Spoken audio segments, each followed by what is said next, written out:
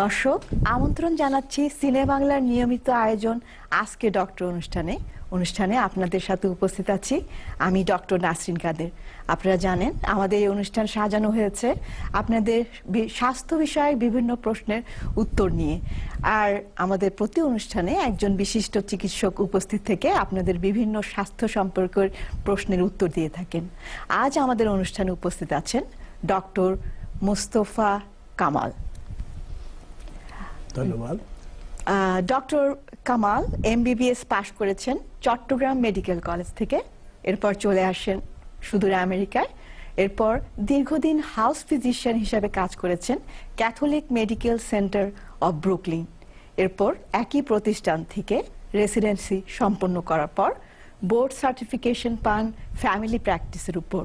এরপর থেকে দীর্ঘ 12 বছর ধরে প্র্যাকটিস করে আসছেন আমাদের নিউ ইয়র্কের বিভিন্ন শহরগুলোতে। আসুন আমরা কথা বলি ডক্টর কামালের সাথে।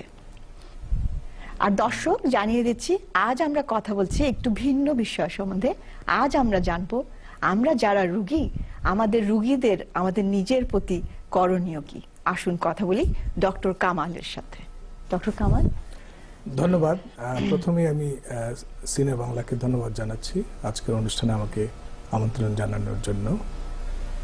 আজ আমরা একটি বিষয়ে আলাপ করব যা আমি ব্যক্তিগতভাবে মনে করি রোগীদের স্বাস্থ্য পরিচর্যার জন্য বিশেষ গুরুত্বপূর্ণ।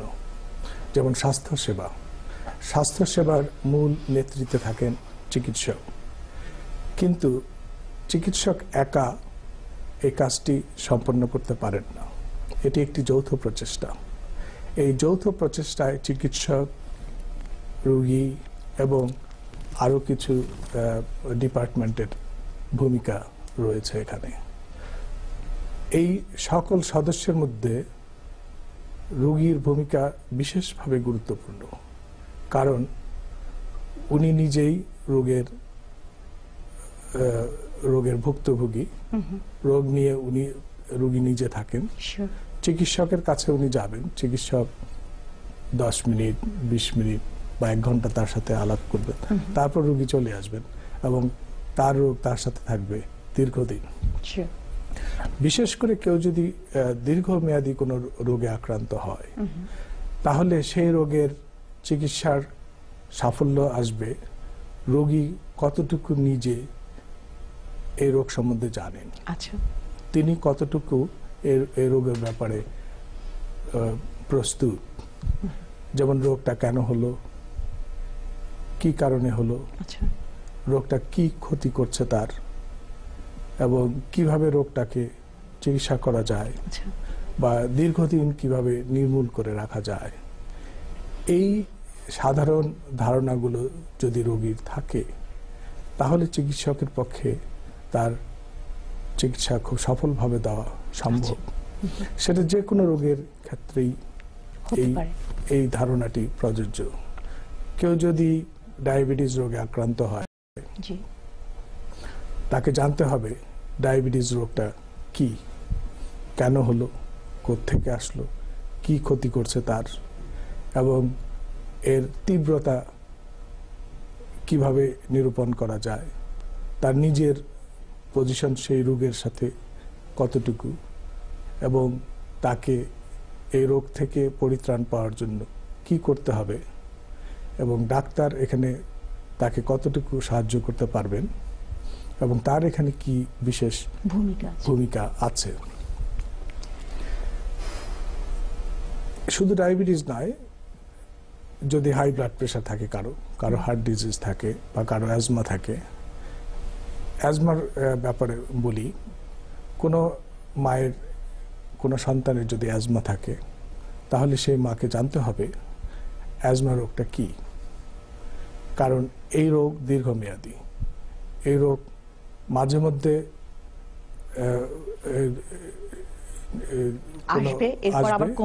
আবার চলে যাবে। যখন থাকবে না, তার মানে এই নয় যে রোগটা তার শরীর থেকে চলে গেছে।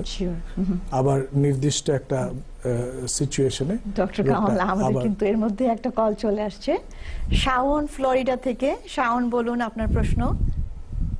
আমার প্রশ্নটা হচ্ছে আমার হ্যালো জি বলুন। জি আমার প্রশ্নটা হচ্ছে আমার ডায়াবেটিক্স আছে জি জি। এবং হাই ব্লাড প্রেশার, আচ্ছা দুটোটাই আমার ফ্যামিলিগত। আচ্ছা আমার ডায়াবেটিকটার সাথে আমি যুদ্ধ করে পারতেছি, কিন্তু প্রেশার আমি পারি না। কমাতে পারছেন। আমি 3টা ওষুধ খাই প্রেশারের। একটা হলো অ্যান্ডোলোপিন আচ্ছা 10 মিলিগ্রাম, জি জি। কার্বাডিলোল আচ্ছা 12.6, আচ্ছা এবং আরেকটা হচ্ছে লাইসোনোপ্রিল আচ্ছা 40 জি mg। এখন আমি I can do anything G G to get high blood pressure in control or kill it. আচ্ছা, If আপনার- I have any way to kill আচ্ছা it. আপনার প্রেসার Can কত you please থাকে? advise?